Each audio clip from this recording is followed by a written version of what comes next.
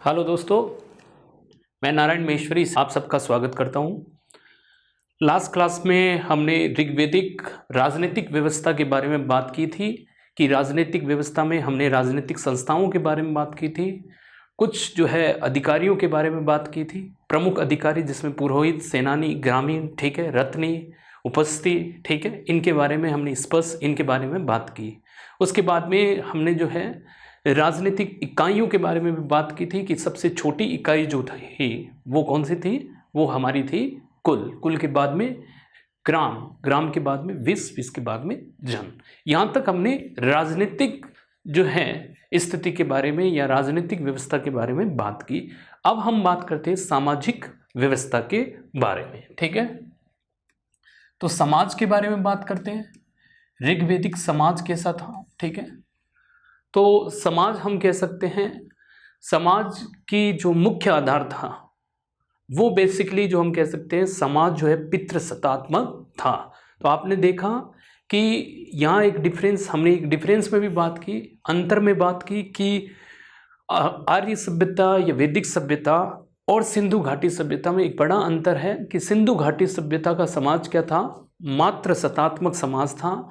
बाकी ये क्या समाज है, ये समाज है पितृसत्तात्मक समाज, ठीक है। तो समाज क्या था, समाज पितृसत्तात्मक।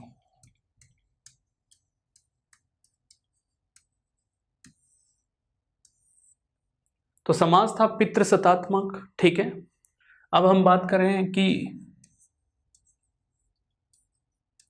कबीलों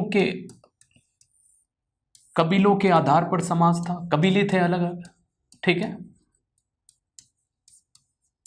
और इन कबीलों का आधार क्या था, कबीलों का आधार था कि एक ही वंश के लोग जो है, ठीक है, यानी कि कबीले बनाते थे, ठीक है। एक ही वंश के लोग जो है कबीलों का निर्माण करते थे। तो कबीलियों प्रकार का जो है समाज था और कबीलाई समाज था हम कह सकते हैं, ठीक है। और ऋग्वेद में जो है वर्ण व्यवस्था थी, ऋग्वेदिक समाज में वर्ण व्यवस्था थी।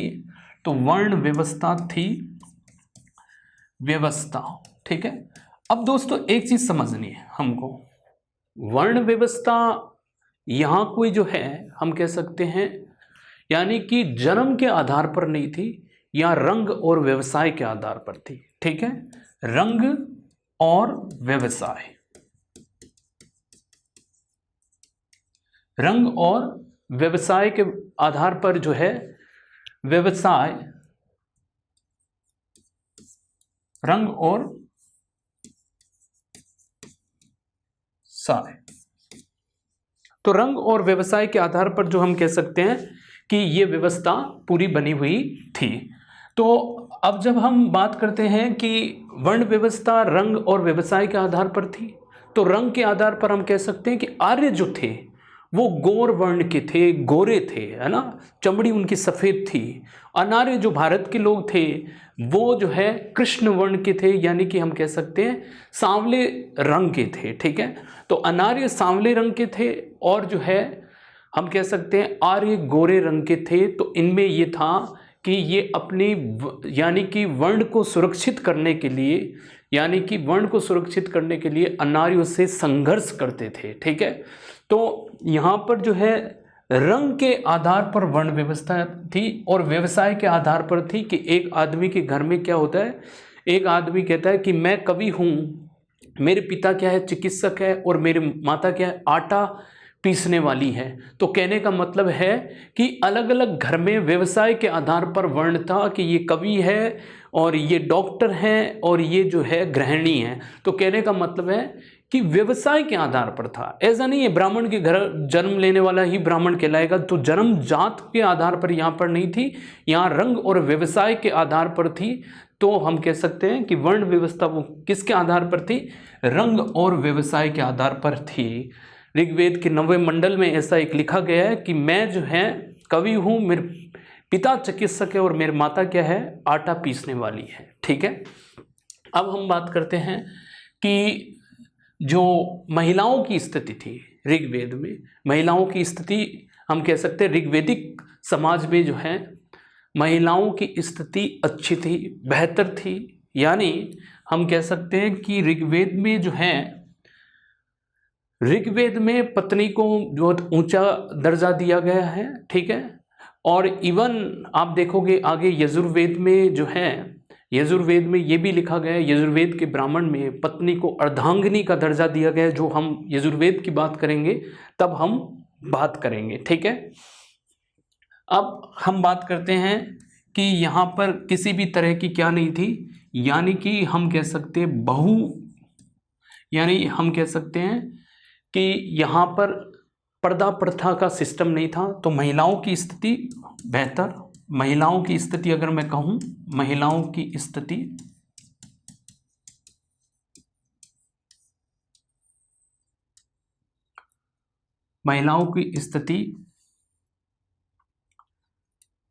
अच्छी,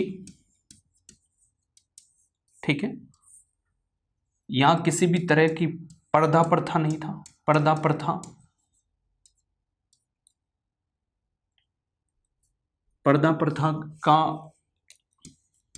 प्रथा नहीं यहाँ, ठीक है। स्थिति अच्छी, ठीक है। बाल विवाह नहीं था,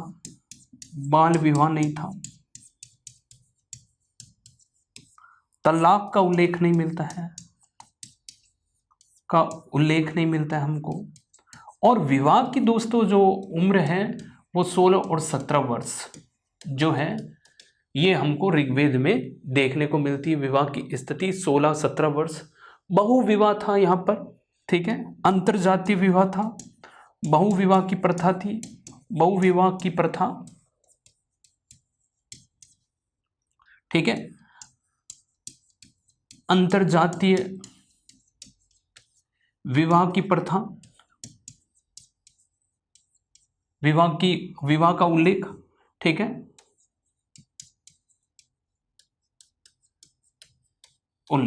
ठीक है। तो पर्दा प्रथा नहीं थी, बाल विवाह नहीं था, तलाक नहीं था, सती प्रथा नहीं थी, ठीक है। सती प्रथा का उल्लेख नहीं मिलता है, सती प्रथा नहीं थी, ठीक है।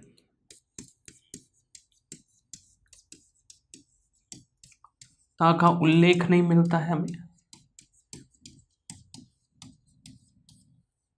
तो महिलाओं की स्थिति अच्छी थी। जैसे मैंने आपको बताया कि सभा समिति विदत जैसी संस्थाओं में महिलाओं का प्रवेश था, यानी कि महिलाएं जो है राजनीतिक जो है अधिकार तो नहीं थे, पर आर्थिक मामले में महिलाएं, यानी कि आर्थिक पक्ष में महिलाएं पुरुष से कहीं कम नहीं थी।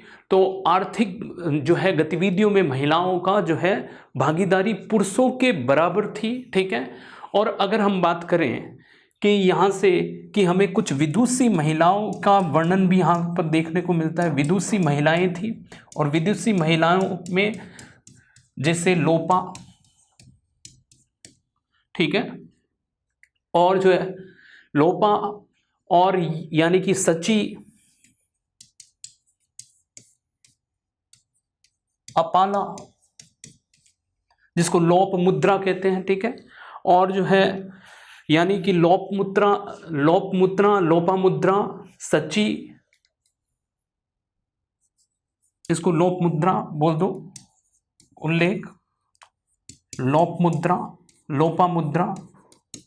सची, अपाला, घोषा, इनका वर्णन हमको देखने को मिलता है। यानी कि ये विदुषी, यानी कि पढ़ी लिखी महिलाएं जो शास्त्रार्थ करती थी पुरुषों से और पुरुषों को हरा देती थी। तो ये कहने का मतलब है कि महिलाओं को जो है, यानी कि स्थिति महिलाओं की अच्छी थी, महिलाओं को पढ़ने लिखने का अधिकार था। इसलिए मैंने यहाँ बताया उपनयन संस्कार जो है, हमने तुलनात्मक अगर दृष्टि से अध्ययन किया, तब मैंने आपको बताया कि ऋग्वेदिक समाज और उत्तर ऋग्वेदिक समाज में क्या अंतर था। तो आपको मैंने बताया उत्तर ऋग्वेदिक समाज में जाते जाते महिलाओं को उपनयन संस्कार नहीं था, ठीक है। पर इस ऋग्वेदिक, यानी कि ऋग्वेदिक समाज में 1500 से लेकर 1000 ईसा पूर्व तक महिलाओं का उपनयन संस्कार होता था। उपनयन संस्कार का मतलब ही क्या होता है? विद्या आरंभ। उसके बाद में विद्या जो है आरंभ हो जाती है, तो महिलाओं को भी पढ़ने लिखने का अधिकार था, पुरुषों के समान जो है इनको भी जो है पढ़ने लिखने का अधिकार था, ठीक है। तो महिलाओं का उपनयन संस्कार था, उपनयन संस्कार,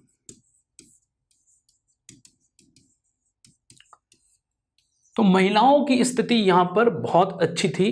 अगर मैं बात करूँ कि पितृ सत्तात्मक, तो हम एक बार वापस से देख लेते हैं समाज क्या था। पितृ समाज सत्तात्मक था, कबीलों के आधार पर समाज था, ठीक है, कबीलाई समाज था, ठीक है।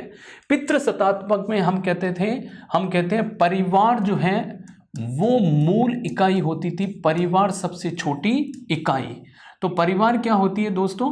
सबसे छोटी इकाई परिवार, ठीक है। और इस परिवार का प्रमुख क्या कहलाता था? कुलप। या तो ये जो है पिता होता था, पिता नहीं हो तो बड़ा भाई कुलप कहलाता था। और पिता को बहुत सारा अधिकार, ऋग्वेद में हमको जो है पिता जो है पूरे घर का मुख्य होता था, क्योंकि पितृ सत्तात्मक है तो मेल डोमिनेंट सोसाइटी थी, ठीक है। तो पुरुष प्रधान समाज था। और पुरुष प्रधान समाज में आज भी हमारा समाज क्या है दोस्तों? पुरुष प्रधान समाज है, जिसमें पिता जो है मुख्य होता है घर का, और अगर पिता नहीं हो तो बड़ा भाई घर का मुख्य होता है। यहाँ पर भी ऐसी व्यवस्था थी, ठीक है। तो परिवार सबसे छोटी, समाज की सबसे छोटी इकाई क्या होती है? परिवार होती है। तो परिवार सबसे छोटी इकाई था। इसका जो हेड होता था उसको कुलप कहते थे। कुलप को कोई भी हो सकता, पिताजी हो सकते हैं या बड़ा भाई हो सकता है। इवन पिता को अपने पुत्र को बेचने का अधिकार जो है अधिकार था, ठीक है। तो वरुण सूक्त में सुनसेप की जो है, यानी कि वरुण सूक्त में सुनसेप की एक कथा आती है। सुनसेप की कथा में पिता अपने पुत्र को बेच देता है, ठीक है। तो पिता को अपने पुत्र को बेचने का अधिकार भी था। यानी कि ऐसा बहुत कम जो है अपवाद में आपको देखने को मिलता है। बाकी जो रिश्ते थे वो रिश्तों में मधुरता थी, सामंजस्य था, ठीक है। तो परिवार में हम कह सकते हैं परिवार सबसे छोटी इकाई होती थी। और उसका प्रधान कौन होता था? कुलप होता था। और कुलप कोई भी हो सकता, मैंने बता दिया आपको। अब हम बात करते हैं कि वर्ण व्यवस्था जो थी, रंग और व्यवसाय के आधार पर वर्ण व्यवस्था थी, ठीक है। महिलाओं की स्थिति अच्छी थी, पर्दा प्रथा नहीं था, बाल विवाह नहीं था, तलाक का उल्लेख नहीं, तो पर्दा प्रथा नहीं, बाल विवाह नहीं, ठीक है, और तलाक का उल्लेख नहीं मिलता है हमको, ठीक है दोस्तों। अब हम बात करते हैं विवाह की प्रथा। बहुविवाह की प्रथा थी, अंतर्जातीय विवाह का उल्लेख मिलता है।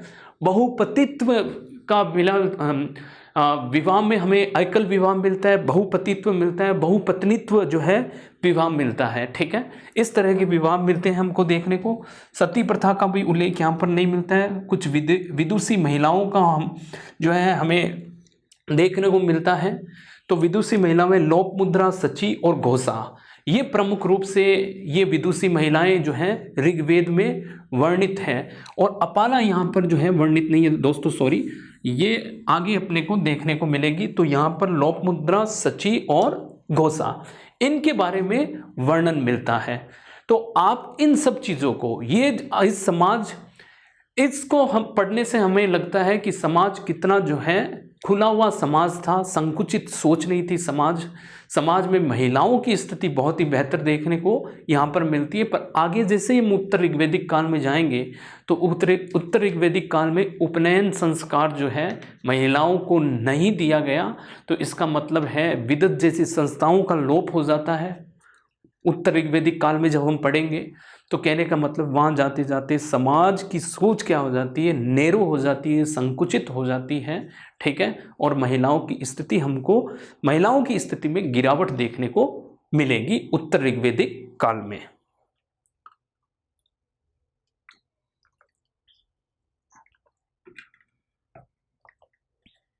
ठीक है दोस्तों,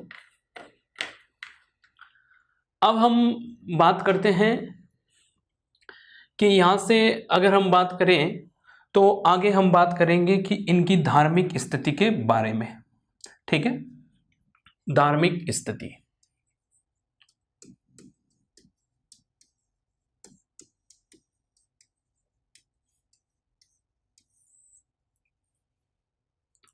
जैसे मैंने आपको बताया कि ऋग्वेदिक लोगों की जो धार्मिक स्थिति, जो हमने बात की कि आगे हमने बात की है कि आर्य सभ्यता में किस तरह से जो समाज की व्यवस्था रही, राजनीतिक व्यवस्था रही, तो अब हम धार्मिक स्थिति के बारे में पढ़ेंगे।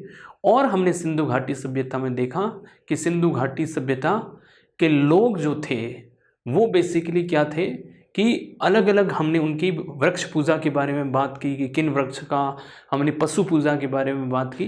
तो यहाँ पर हम देखते हैं कि इनकी धार्मिक स्थिति क्या थी। तो धार्मिक स्थिति में हम ऋग्वेद में हमें 33 देवताओं का उल्लेख मिलता है। कितने? ऋग्वेद में पूरे 33 देवताओं का उल्लेख मिलता है, का उल्लेख। ठीक है, अब इनकी श्रेणी बनी हुई है इन 33 देवताओं की। ठीक है, पहले पृथ्वी के देवता, ठीक है,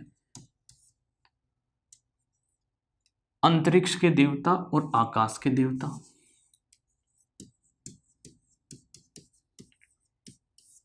अंतरिक्ष के देवता और आकाश के देवता।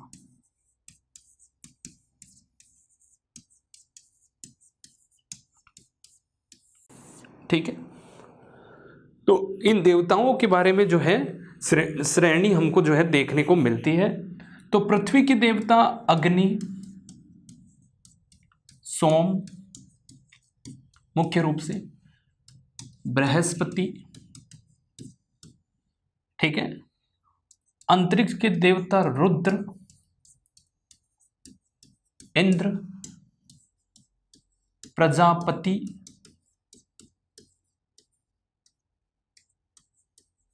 पर्जन्य, ठीक है, आकाश के देवता विष्णु, ठीक है, मित्र,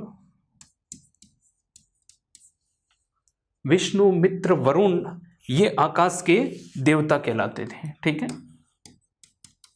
आकाश के देवता। ठीक है, तो देवताओं की श्रेणी जो है ऋग्वेद में कितने?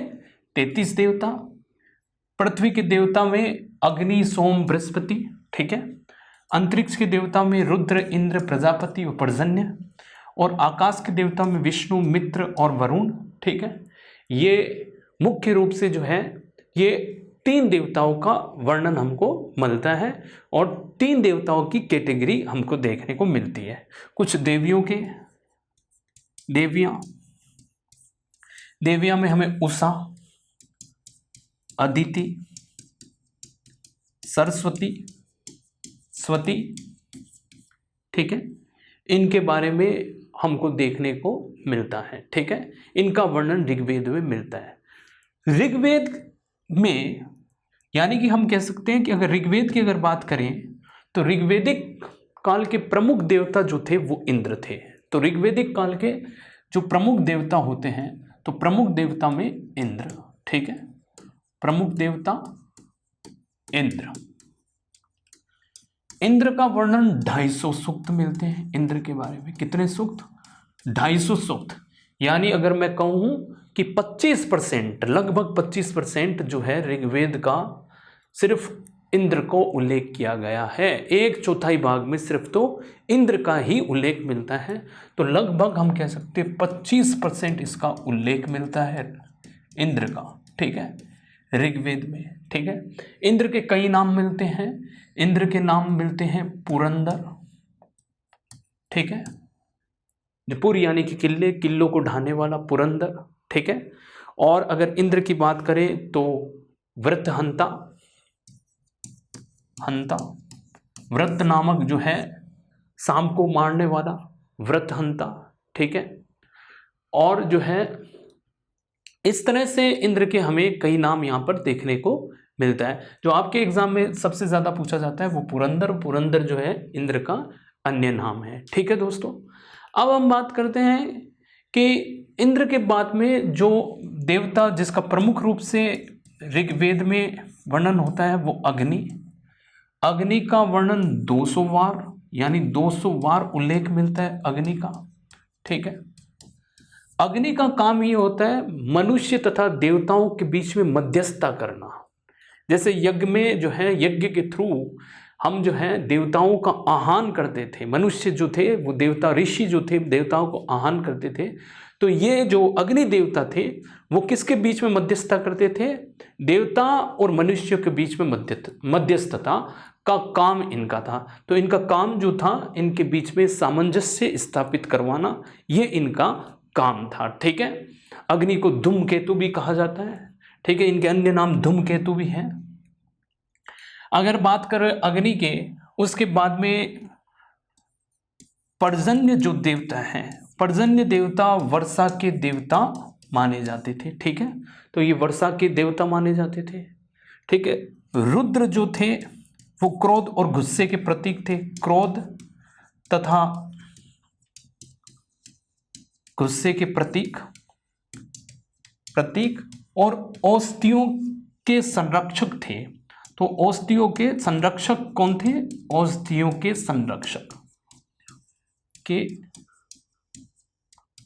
ठीक है, ये रुद्र देवता का काम था। ठीक है, तो आपसे ये पूछ लिया जाए कि ऋग्वैदिक कालीन प्रमुख देवता कौन थे, तो ऋग्वैदिक कालीन प्रमुख देवता आपका नाम होगा, ऋग्वैदिक कालीन प्रमुख देवता थे इंद्र, उसके बाद में अग्नि। ठीक है दोस्तों, और आप समझो कि ऋग्वेद में इनकी धार्मिक विशेषता क्या थी? तो धार्मिक विशेषता ये था कि प्रगति का देवीकरण कर दिया था। तो प्रगति का देवीकरण जो है इन्होंने कर दिया था, और जो है हम कह सकते हो देवताओं का मानवीकरण कर दिया था इन्होंने। ठीक है, कि यानी किसी वस्तु में, यानी कि वर्षा को आप जो है देवता के रूप में पूज रहे हो, तूफान को देवताओं के रूप में पूज रहे हो, किसी मनुष्य के गुण को आरोपित कर देना प्रगति में, उसी को कहते हैं मानवीयकरण। यानी किसी भी प्रगति के गुण में या प्रगति में मानवीय गुणों को आरोपित करना ही मानवीकरण कहलाता है। तो हम कह सकते हैं कि ऋग्वैदिक धर्म की ये जो विशेषता थी वो बेसिकली क्या थी कि ये इन्होंने क्या किया, देवताओं को या प्रकृति का मानवीकरण कर दिया। ठीक है, तो प्रकृति का मानवीयकरण किया इन्होंने। ठीक है, पहली विशेषता। दूसरी विशेषता, देखो अपने को रटना नहीं है, मैं आपको कंसेप्ट सहित बता रहा हूँ। लिखने में मैं 200-250 बार लिख दूँ ऐसा कुछ नहीं, हमको कंसेप्ट आना चाहिए कि आखिर इनका जो है, इनकी धार्मिक विशेषता क्या थी। तो धार्मिक विशेषता था इनका मानवीकरण करना प्रकृति का। ठीक है, और ऐसे ही हम कह सकते हैं ये बहुधावादी जो है धर्म था, फिर एकेश्वरवाद में चला जाता है। पहले जो है बहुदेववादी धर्म था, आप देख रहे हो 33 जो है देवता अलग अलग जो है, यानी कि अलग अलग देवता अलग अलग जो है चीज़ों के प्रतीक के रूप में पूजा गया है। ठीक है, जैसे आपने देखा कि गुस्सा और औषधियों के संरक्षक के रूप में। ठीक है, इंद्र को आपने किसी और के जो है पर्जन्य को वर्षा के रूप में। ठीक है, तो इस तरह से आपने वरुण जो थे समुद्र के देवता थे। ठीक है, वरुण समुद्र के देवता थे, नैतिक आचरणों के देवता थे। ठीक है, तो वरुण का स्थान भी काफ़ी जो है ऊंचा रहा है, तो वरुण जो है समुद्र के देवता माने गए हैं। तो अगर हम बात करें, अगर एक बार हम फिर से देख लें इनको,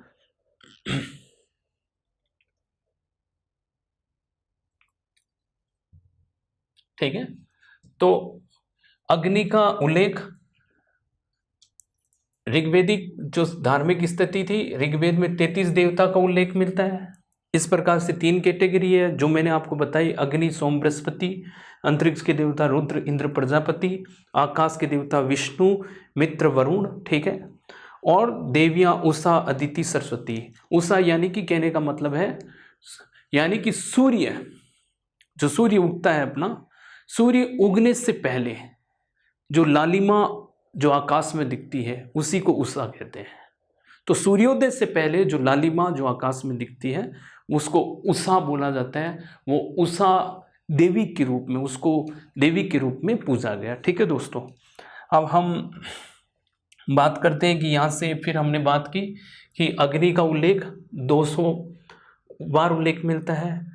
पर्जन्य यानी कि वर्षा के देवता थे, रुद्र यानी क्रोध तथा गुस्से के प्रतीक थे, औषधियों के संरक्षक थे। ठीक है दोस्तों, आर्यों के मनोरंजन के साधन अगर देखें तो मनोरंजन के साधन घुड़दौड़ थी और जो है पासा खेल था।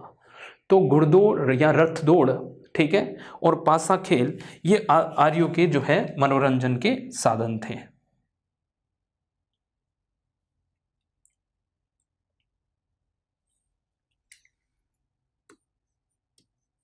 मनोरंजन के साधन, रथ दौड़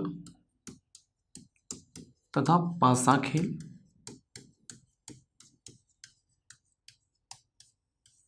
ठीक है, ये आर्यों के मनोरंजन के साधन थे दोस्तों। अब हम बात करते हैं कि यहाँ नदियों का उल्लेख भी मिलता है ऋग्वेदिक समाज में, या ऋग्वेद में जो है नदियों का उल्लेख भी मिलता है। तो हम नदियों के बारे में बात करते हैं कि वेदों में नदी का कैसे, वेदों में नदी, तो ऋग्वेद में जो है 40 नदियों का उल्लेख मिलता है। ऋग्वेद में कितने? 40 नदियों का, 40 नदियों का उल्लेख मिलता है, का उल्लेख।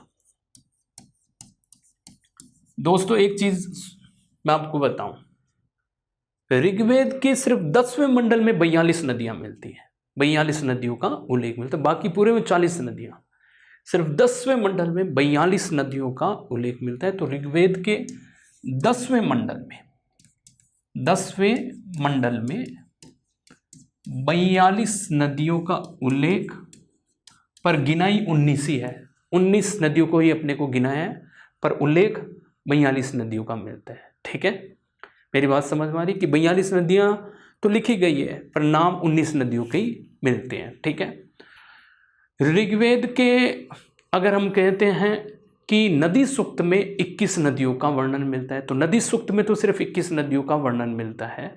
ऋग्वेदिक कालीन सबसे पवित्र जो नदी है, ठीक है, तो ऋग्वेदिक कालीन जो सबसे पवित्र नदी है वो पवित्र नदी कौन सी है? सरस्वती नदी। ठीक है, सबसे पवित्र नदी, पवित्र नदी सरस्वती। ठीक है, और आपको आपकी जानकारी के लिए बताऊं कि इसी सरस्वती नदी के किनारे बैठकर वेदों की रचना की गई, यानी वेदों का संकलन का कार्य, ये वेदों की रचना जो थी वो बेसिकली इसी नदी के किनारे बैठकर की गई। अब सबसे ज़्यादा नदी का उल्लेख जो ऋग्वेद में मिलता है, सबसे ज़्यादा उल्लेखित, सबसे ज़्यादा उल्लेखित जो नदी है उसका नाम है सिंधु नदी। ठीक है, तो सिंधु नदी सबसे ज़्यादा उल्लेखित नदी मानी जाती है दोस्तों। ठीक है, तो सबसे ज़्यादा उल्लेख जिस नदी का मिलता है वो हमें सिंधु नदी का उल्लेख मिलता है। ठीक है, अन्य जो नदियां हैं, अन्य नदियां, ठीक है, अन्य नदियों का वर्णन आप जैसे देखोगे कि वितस्ता है, ठीक है, विपाशा है, अस्किनी है, ठीक है, पौरुषणी है,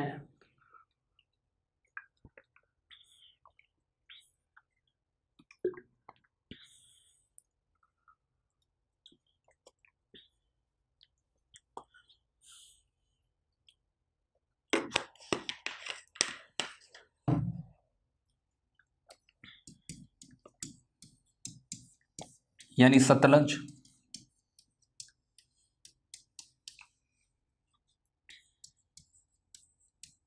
विपाशा यानी व्यास नदी आज की, और अगर हम बात करें अस्किनी यानी चेनाब या चेनाब नदी,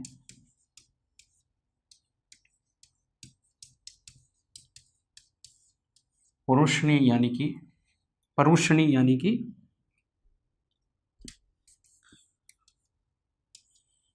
रावी नदी, और इसी नदी के किनारे जो है दास, यानी कि इसी नदी के किनारे हम कह सकते हैं कि 10 राजाओं का युद्ध हुआ था। इसी को इरावती नदी भी कहते हैं। ठीक है, इसका अन्य नाम भी इरावती नदी है। ठीक है, अगर हम बात करें तो इरावती नदी। ठीक है। तो इसका अन्य नाम भी इरावती नदी है। तो अब मैं आपको बता देता हूँ ऋग्वेद में नदियों के नाम। मनोरंजन में रथ, दौड़ और पासा खेल मैंने बताया। वेदों में नदी, ऋग्वेद में 40 नदियों का, पर 10वें मंडल में 42 नदियों का उल्लेख होता है। सबसे पवित्र नदी, ये ध्यान रखना है, सरस्वती नदी, ठीक है। सबसे ज़्यादा बार उल्लेखित जो नदी है वो सिंधु नदी है, ठीक है। अन्य नदियां शत्रुदी, सतलज, विपाशा यानी कि व्यास, अस्कनी, चिनाब और परुषणी यानी रावी नदी, इन नदियों का उल्लेख भी हमको ऋग्वेद में मिलता है। आज के लिए दोस्तों इतना ही। सेफ रहिए, स्वस्थ रहिए। आगे की क्लास में हम आगे की जो है जानकारी लेंगे। Thank you.